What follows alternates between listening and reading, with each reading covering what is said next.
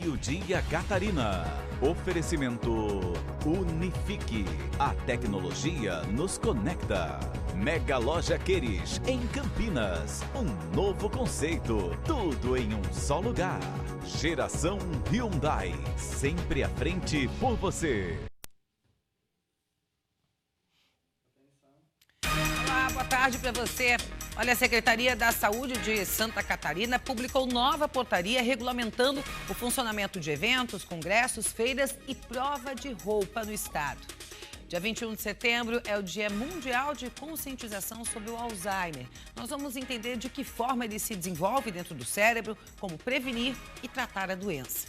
Hoje é o último dia do inverno, que, aliás, chegou gelado em todas as regiões. Será que a semana vai continuar fria para os catarinenses? A gente vai saber logo mais na previsão do tempo. Tudo isso e muito mais a partir de agora, aqui no seu Meio-Dia Catarina, que começou.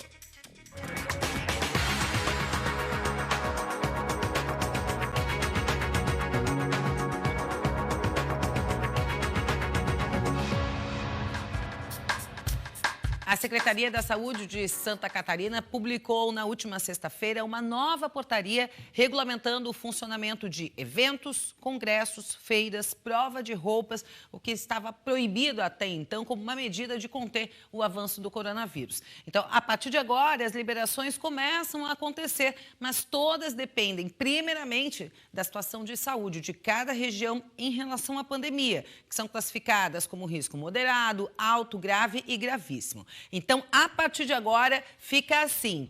Para as regiões que estão classificadas em situação gravíssima e grave, por enquanto não muda, continua tudo proibido. Já para as regiões que estão classificadas como risco alto, fica liberado o funcionamento de eventos, feiras e exposição com capacidade de até 40%. Quando a região estiver num risco moderado, essa capacidade de liberação passa para 60%.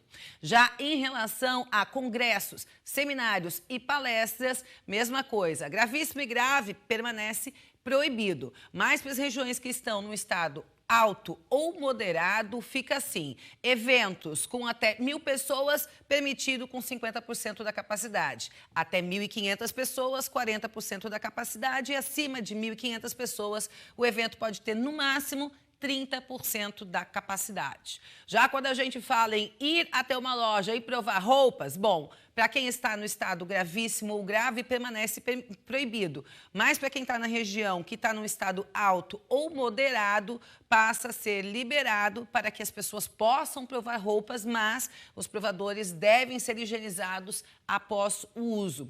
Das 16 regiões catarinenses, apenas o Nordeste está classificada como estado gravíssimo. Já o Alto Uruguai catarinense, Alto Vale do Itajaí, Alto Vale do Rio do Peixe, Carbonífera, Extremo Sul catarinense, Foz do Rio Itajaí, Grande Florianópolis, Laguna, Médio Vale do Itajaí, Meio Oeste, Oeste, Planalto Norte, Serra Catarinense e região de Xanxerê estão em estado grave da doença. O extremo oeste do estado é a única região em risco alto, isso pelo menos segundo a escala. E essa escala diz que a região que está no estado alto é a segunda menos grave.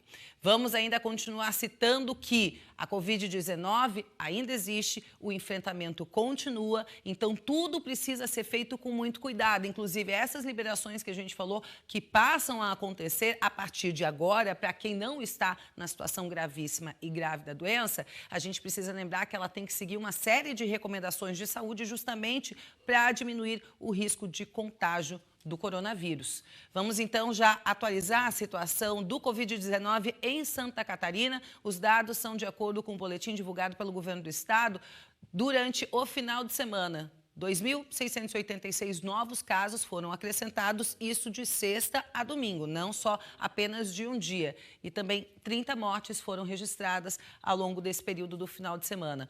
Hoje o estado registra 2.620 casos 2.620 casos de pessoas que testaram positivo para a doença, mas desse número, 195.832 são aquelas que já trataram, já se recuperaram e não têm mais o vírus ativo. Com o vírus ativo no estado hoje, são 7.149 pessoas. Em relação à taxa de ocupação de leitos de UTI pelo Sistema Único de Saúde, o SUS, em Santa Catarina, hoje a nossa taxa de ocupação está em 62,4%. Hoje é dia 21 de setembro, Dia Mundial de Conscientização sobre a doença de Alzheimer. Quando a gente fala o nome da doença, automaticamente a gente associa a perda de memória, né? Pois é. Só que o que exatamente é o Alzheimer? Como a doença evolui dentro do cérebro? Essas e outras respostas a gente vai ter a partir de agora, porque eu vou conversar com a médica Janaína Barbosa, que se dedica a estudar e tratar pacientes com Alzheimer dentro da prática ortomolecular. Doutora Janaína, bem-vinda ao Meio-Dia, Catarina. Boa tarde para você. Boa tarde, Karen. Boa tarde, Santa Catarina. Muito prazer estar aqui. Obrigada. Doutora, eu queria que você explicasse para a gente, como eu falei, a gente fala em Alzheimer, já associa a perda de memória, mas o que exatamente acontece? O que a doença causa dentro do cérebro da pessoa, do paciente? Certo. A doença de Alzheimer, ela é uma doença degenerativa das células que compõem o cérebro. Para um bom entendimento, ficaria legal a gente pensar numa cicatrização que acontece de uma forma mais desordenada, desorganizada e talvez aumentada, fazendo com que as células do cérebro percam a sua função, que são os neurônios. E daí por isso que a gente percebe que a pessoa vai perdendo, com isso, a cognição, que tem a ver também com a memória. Visualmente, para quem, por exemplo, faz uma radiografia do cérebro do paciente, existe alguma diferença neste cérebro? Sim, sim. Aí seria um exame chamado ressonância magnética, onde você consegue ver o cérebro atrofiando e também ganhando os depósitos beta-amiloides. Eles não são visíveis nesse exame, só no morto mesmo, na necropsia, né, de um cadáver. E a gente tem ali é como se fosse uma cicatriz da pele, só que é uma cicatriz do cérebro. E aí chama proteína beta-amiloide de proteína tau. Você diagnosticou isso, está feito o diagnóstico de Alzheimer. Só que ele é feito clinicamente. Esse exame só ajuda um pouquinho para você entender o grau que está. Uhum. O que causa exatamente o Alzheimer, doutora? Pois é, você acredita, Karen, que ele é chamado modernamente de diabetes tipo 3? É mesmo? Isso, amiga, é muito, muito impressionante a descoberta de que o início do processo degenerativo das células. Então, pense assim, a célula morre, mas por que ela morre antes do tempo, se a pessoa ainda não está super velhinha? Porque houve uma agressão a esta célula. Você acredita que o açúcar está envolvido nisso? A gente pensava antes que quando uma pessoa estava diabética, ela ia perder o pé, ela ia perder o rim, ela ia perder o olho. Por quê? Porque a gente entende que o diabetes é uma doença de pequenos vasos. Só que a gente não poderia supor que a glicação, e este é um exame sim que você pode fazer no seu sangue, fácil, os médicos podem pedir isso clinicamente para qualquer paciente, inclusive crianças. Por quê? Qual é a população que está consumindo açúcar agora dia e noite, noite e dia? Então, você olha o perigo para a progressão desta doença, que tem a ver com o consumo exagerado do açúcar, do carboidrato refinado, de alto índice glicêmico, e isso faz uma inflamação do cérebro. O cérebro, ele tenta se proteger no primeiro momento, criando a reação inflamatória, depois isso persiste e a célula morre por estímulo inflamatório.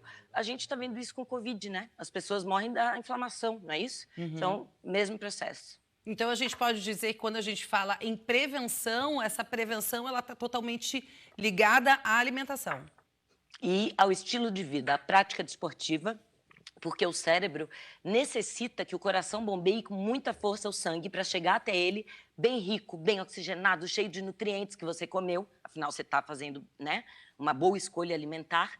E aí você começa a nutrir essas células. Isso é verdade. Agora, lembrando que o cérebro está acima do coração e a gravidade puxa tudo para baixo. Por isso, os sedentários tendem a ter a doença mais pronunciada ou antes do que se eles praticassem atividade física e comessem bem. E aí a pessoa agora está ouvindo isso de casa e está pensando assim, poxa, eu preciso mudar meu estilo de vida. Ah, mas eu já tenho mais idade, nunca pratiquei atividade física a vida inteira. Sempre há tempo, né, doutora? Dá para começar assim, independente da idade da pessoa.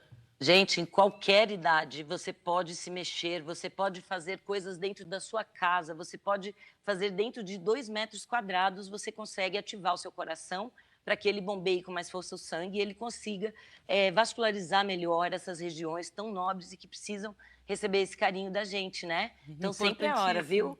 Importantíssimo, né? Para finalizar, doutora, quando se fala em diagnóstico precoce, a gente sabe que é fundamental, assim como para qualquer outro tipo de doença. Diagnosticado, que tipo de tratamento é feito, principalmente para quem descobre aí no comecinho da doença, de que forma isso evolui, de que forma acontece? Certo. Hoje nós temos bastante alternativa terapêutica para o tratamento da doença de Alzheimer.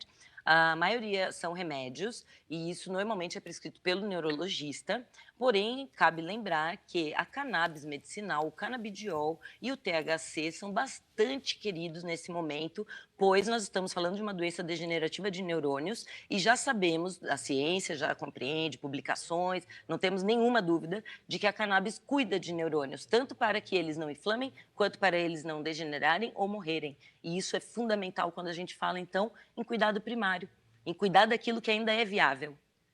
Muito bem, perfeito. Isso em formato de extrato, né? Um extrato é um líquido que o paciente recebe a receita médica, ele compra isso legalmente via Anvisa, via Ministério da Saúde no Brasil, pode andar com essa receita e com esse medicamento pelo país todo, em qualquer outro país do mundo que aceite a cannabis como medicamento, sem nenhum tipo de problema mais. Então, é legal lembrar que tem essa alternativa. Muito bem, doutora Janaína, muito obrigada pelas suas explicações e até a próxima oportunidade. Até a próxima. Obrigada, Karen. Obrigada, Band. Obrigada, Santa Catarina. Tchau, tchau. Obrigada, doutora Janaína está falando lá do Rio de Janeiro. Vou fazer um intervalo rapidinho e depois do intervalo, que friozinho, né, gente? Será que vai continuar assim aí nos próximos dias? A gente vai saber na previsão do tempo. Até já.